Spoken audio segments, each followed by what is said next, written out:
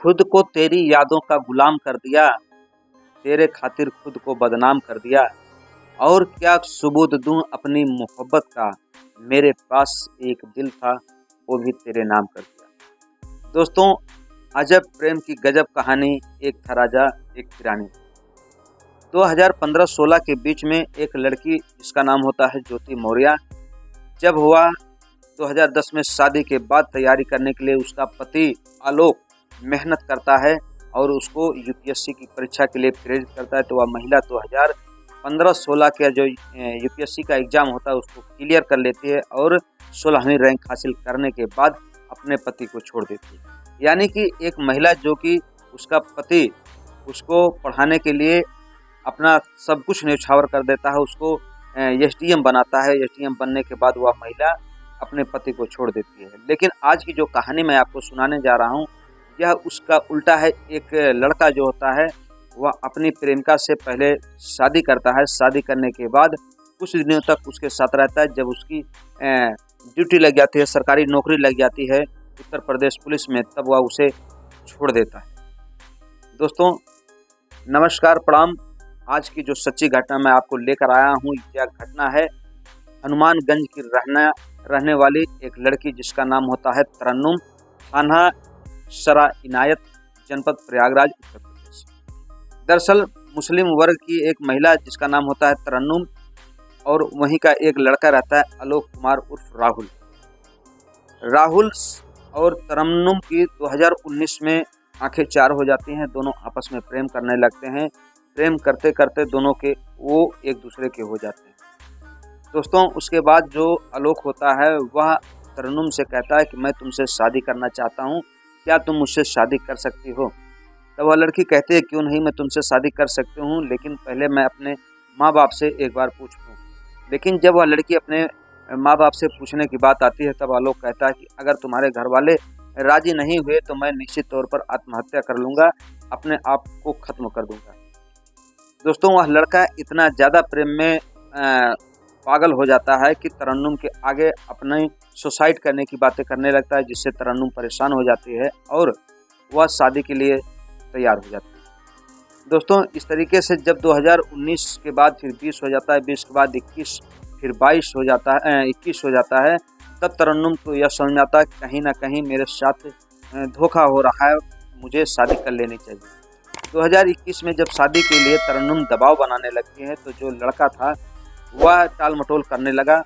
तभी लड़की सराय इनायत में CUG नंबर 4 फ़ोन करके अपनी शिकायत दर्ज कराती है थाना अध्यक्ष सुशील दुबे जी से। कहती है कि सर, मेरे जो दोस्त हैं आलोक कुमार उर्फ राहुल, मेरे साथ 3 सालों से लगातार फिजिकल हो रहे हैं और वह मुझसे शादी का झांसा दे रहे हैं, लेकिन अभी तक वह मुझसे शादी नहीं किए। दोस्तों क्योंकि वह लड़का यूपी पुलिस में जब नौकरी पा जाता है तो वह लड़की को धीरे धीरे घुमाने लगता है और घुमाते हुए वह शादी करने के लिए इनकार कर देता है। दोस्तों जब सुशील दुबे जी इतनी बात सुनते हैं तो कहते हैं कि आकर तुम अपना एक प्रार्थना पत्र दो।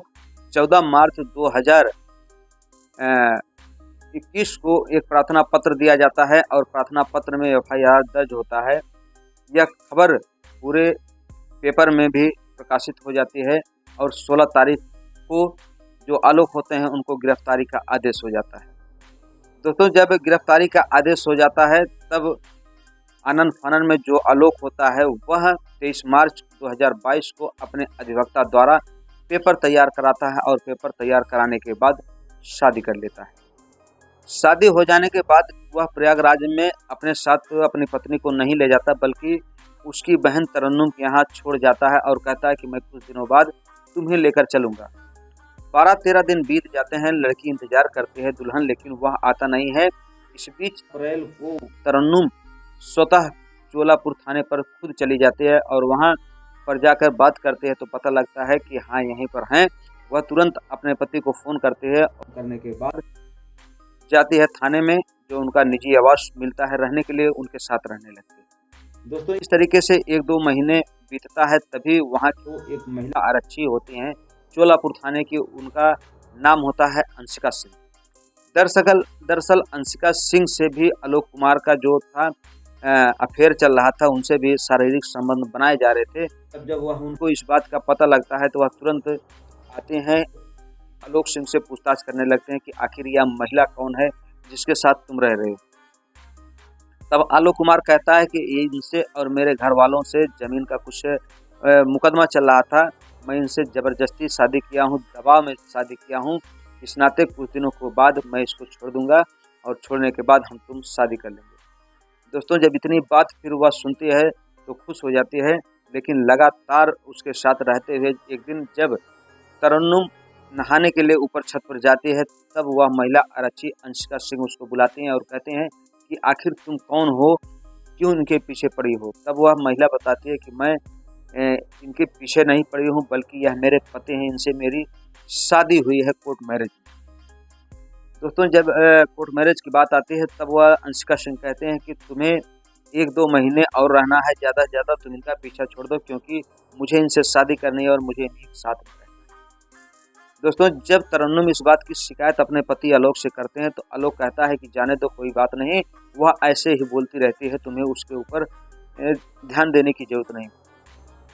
इसी बीच जो तरन्नुम होती हैं वह प्रेग्नेंट हो जाती हैं और सामुदायिक हॉस्पिटल जो थाना चोलापुर के बगल में होता है वहाँ पर दवा लेने के लिए जाते हैं।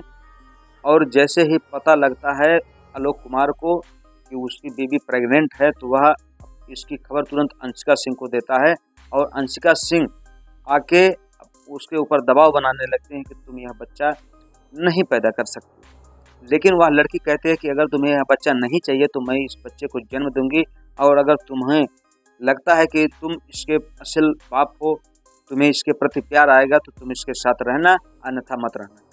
लेकिन दोनों के दबाव में आकर के दोनों अंशिका सिंह और आलोक उसका एबार्शन करवा देते हैं और एबार्शन करवाने के बाद उसको घर वापस लेके चले आते हैं। दोस्तों, कुछ दिनों के बाद जब अंशिका सिंह उसके ऊपर दबाव बनाने लगते हैं आलोक के ऊपर कि तुम बच्चा पैदा करके अपनी फैमिली बढ़ा रहे हो, तो मुझसे शादी कब करोगे। इसी बीच तरन्नुम को पूरी तरीके से उसका पति जो है मारता है, पीटता है और कहता है तुम यहाँ से चली जाओ। तब वह लड़की थाना प्रभारी चोलापुर दुर्गेश मिश्रा जी से शिकायत करती है और कहती है कि सर, मेरे पति जो हैं वह मुझे मार रहे हैं, पीट रहे हैं, मेरा सहायता कीजिए, नहीं तो यह जो लड़की है अंशिका सिंह वह मेरे बसे बसाए घर को तोड़ देगी। क्योंकि वह स्टाफी मामला था, दुर्गेश मिश्रा जी ने कोई कार्रवाई नहीं की। तब वह कहते हैं तुम्हें एसपी कार्यालय हरौआ जाना चाहिए, वहीं पर तुम्हारे इस समस्या का निदान होगा। तब वह लड़की 30 सितंबर 2022 को एसपी साहब से मिलने जाती है। इसी बीच दुर्गेश मिश्रा जी फ़ोन करके बोलते हैं कि वहाँ पर एक लड़की जा रही है और वह मानसिक रूप से बीमार है, पागल है, उसको न एसपी साहब से मिलने दिया जाए। क्योंकि स्पीकर ऑन था, वह लड़की सारी बातें सुन लेती है और वहाँ से तुरंत जान बचाकर भाग जाती है। जान बचाने के बाद प्रयागराज में जाकर न्यायालय में मुकदमा दर्ज कराती है और कहती है कि सर, मुझको न्याय दिया जाए। दोस्तों, इसी बीच आलोक कुमार और अंशिका सिंह का जो अफेयर था 5-6 महीनों के बाद दोनों आपस में मिलने के लिए बेताब थे। तभी जब इधर तरन्नुम वापस आ जाते हैं तो आलोक कुमार और अंशिका सिंह एक रूम में जिसमें तरन्नुम रह रही थी उसी में पकड़े जाते हैं आपत्तिजनक हालत में, क्योंकि विभागीय मामला था, इस नाते ज़्यादा शोरगुल नहीं हुआ। तब गाजीपुर में इनका ट्रांसफ़र हो जाता है, आलोक कुमार का और अंशिका सिंह का ट्रांसफ़र हो जाता है वाराणसी कैंट में। इस बीच वह महिला तरन्नुम प्रयागराज में जो मुकदमा दर्ज कराई हैं, न्याय की गुहार लगा रही हैं, दर दर ठोकर खा रही हैं, क्योंकि विभागीय मामला है, कोई पुलिस वाला, कोई बड़ा अधिकारी इनकी बात को सुनने के लिए राजी नहीं है, इनकी फरियाद कोई सुन नहीं रहा है। यह महिला न्यायालय में मुकदमा दर्ज कराने के साथ साथ योगी आदित्यनाथ महाराज जी के यहाँ भी अपनी शिकायत दर्ज करा चुके हैं।